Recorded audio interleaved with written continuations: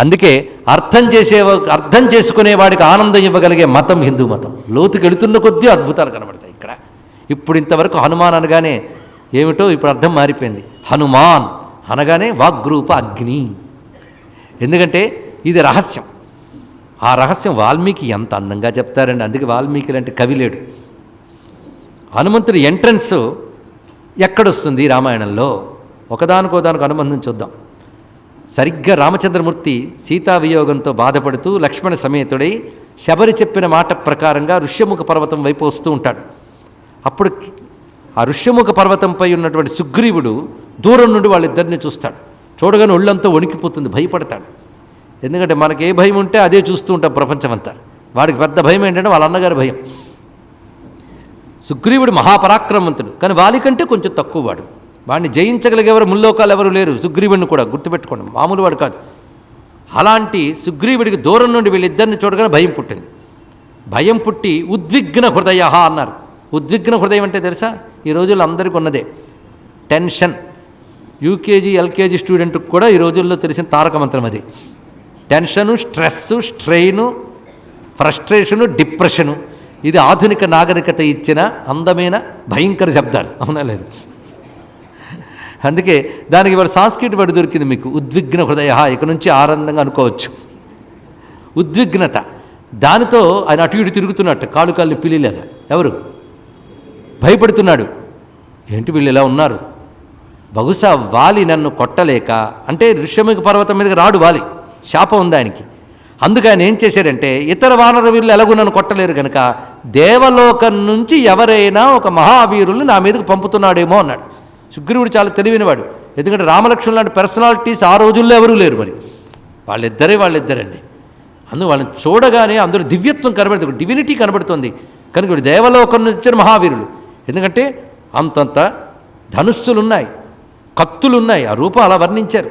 అంతేకాని మన సినిమా రాముడిలాగా కోరింటి పెట్టుకుని మెతగ్గా తిరగడండి రాముడు. రాముడు రూపవర్ణన వాల్మీకి ఏం వర్ణించారంటే, అలాంటి రాముడిని ఇంతవరకు ఒక్క చలనచిత్రకారుడు కూడా చూపించలేకపోయాడు. అలా చూపించాలి. ఏ బాహుబలు పనికొస్తారండి రాముడు మూర్తి ముందు? ఆ ప్రతాపం, ఆ భుజాలు, అలాంటి రాముడు. అలాంటి హీరోలు ఉన్న భారతదేశంలో ఒక్కొక్కడు శుష్కప్రాయమైన శరీరాలతో తిరుగుతున్నారు. ఇది చూసి అన్నాడు ఆనాడు Swami Vivekananda, sound minded sound body కావాలయ్యా భారతీయ పౌరులకు అన్నాడు. పట్టించుకోలేదు. స్వతంత్రం వచ్చిన తర్వాత భారతదేశ సంస్కృతికి భయంకర అన్యాయం జరిగింది. దానివల్ల ఏం జరిగిందంటే, మన సంస్కృతిపై గౌరవం లేని విద్యా విధానం, మన సంస్కృతిని ఛిద్రం చేస్తూ అణచేటటువంటి పాలనా విధానం తయారయ్యి ఇప్పటికీ కోలుకోలేని పరిస్థితి ఏర్పడింది. అవునా లేదా మీకు తెలుసు? ఎంత చెప్పినా చీమ కుట్టినట్టు కూడా అనిపించని మొద్దుబారుడుతనం హిందువులకి వచ్చేసింది. అందుకే బాగుపడట్లేదు. ఎప్పటికైనా చైతన్యం వస్తుందేమో అని ఆశ. అరుస్తున్నాం. ఎంతమంది సింహాలు గర్జిస్తే మేల్కొలుపు వస్తుందని. కుంభకర్ణుడైనా ఒకప్పుడు నిద్రలేచాడేమో, కానీ హిందూ జాతి ఎప్పుడు నిద్రలేస్తుందో అర్థం కాదు మనకి. ఆనాడు వివేకానంద నుంచి శంఖారావాలు, సింహగర్జనలు చేస్తూనే ఉన్నారు. అయినా పాశ్చాత్య వ్యామోహంతో ఉపాసన చేస్తూ సంస్కృతి నుంచి దూరం అయిపోయాం. సరే, ఇవన్నీ మధ్యలో అవెందుకండి అంటే హనుమంతుడికి చెప్తున్నామండి. ఇవి విని అందరూ మారిపోతారని ఆశ ఎప్పుడో పోయింది మాకు. స్వామివారికి చెప్తే ఆయన అనుగ్రహిస్తాడేమో అనే నమ్మకం మాత్రం ఇంకా మిగిలింది. సరే, విషయంలోకి ప్రవేశిద్దాం. ఎంత దాకా వచ్చాం?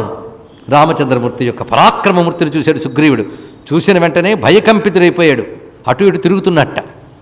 అప్పుడు ప్రవేశించాడండి. ఎంత అందంగా చూపిస్తారంటే, తతస్తు భయసంత్రస్తం వాలికిల్బిష శంకితం ఉవాచ హనుమాన్ వాక్యం సుగ్రీవం వాక్యకోవిద. వాల్మీకి ఇచ్చిన శ్లోకం చూడండి. ది ఎంట్రీ, హనుమంతుడి యొక్క ప్రవేశంతో మొట్టమొదటి శ్లోకం ఇది. భయంతో శంకితుడై అటూ ఇటూ తిరుగుతున్న సుగ్రీవుని ఉద్దేశించి వాక్యకోవిదుడైన హనుమంతుడు మాట్లాడుతున్నాడు అన్నాడు ఇక్కడ. అంటే హనుమాన్ వాక్యకోవిద అంటే హనుమాన్ అనగా వాక్యకోవిదుడు అని అర్థాన్ని వాల్మీకి మనకు అందించాడు. ఇందాక చెప్పిన వైదిక అర్థానికి ఎంత చక్కగా తగిందో చూశారా ఇక్కడ. హనుమంతుడు వాక్యకోవిదుడు, వాగ్రూపుడు. వాక్ అనగా ఏమిటి అది కూడా తెలియాలి కదండి. గడగడ లోడలోడ మాట్లాడడం వాక్ అంటే. గొప్పగా మాట్లాడేటంటే అంటే అర్థం అంత మాట్లాడగలిగే జ్ఞానం ఉందండి అని అర్థం. వాక్ అంటే ఏమిటో కాదు, ది ఎక్స్ప్రెషన్ ఆఫ్ నాలెడ్జ్. జ్ఞానం వ్యక్తీకరింపబడితే వాక్ అనాలి. అందుకని లోపల ఎంత జ్ఞానం ఉంటే ఏం లాభం అండి? అది 2 రకాలుగా వ్యక్తీకరింపబడాలి. ఒకటి మాట రూపంలో, రెండవది యాక్షన్స్, క్రియల రూపంలో వ్యక్తం అవ్వాలి. కనుక తనలో ఉన్న జ్ఞానము ఒకటి పలుకుల రూపంలోనూ అదేవిధంగా చేతల రూపంలోనూ వ్యక్తమైతే అది వాక్.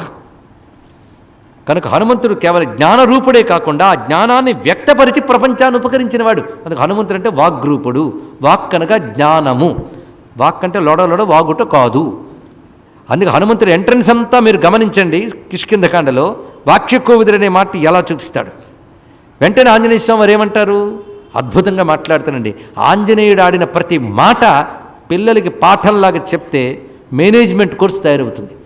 కానీ రామాయణం, భగవద్గీత, భారతం అంటే మత గ్రంథాలనే పేరుతో అవి పుట్టిన భారతదేశంలోనే చదవనివ్వకుండా చేసే పాఠశాలలు, చదవనివ్వకుండా చేస్తున్నారు తల్లిదండ్రులు.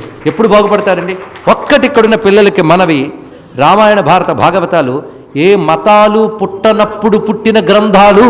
అవి మతములు కావు, వాటికి ప్రవక్తలు లేరు. ఆ మాత్రం ఇంగిత జ్ఞానం లేదా మనకి? మీరు ఇతర మతాల గురించి మాట్లాడితే ఒక ప్రవక్త, ఒక గ్రంథం ఉన్నాయి.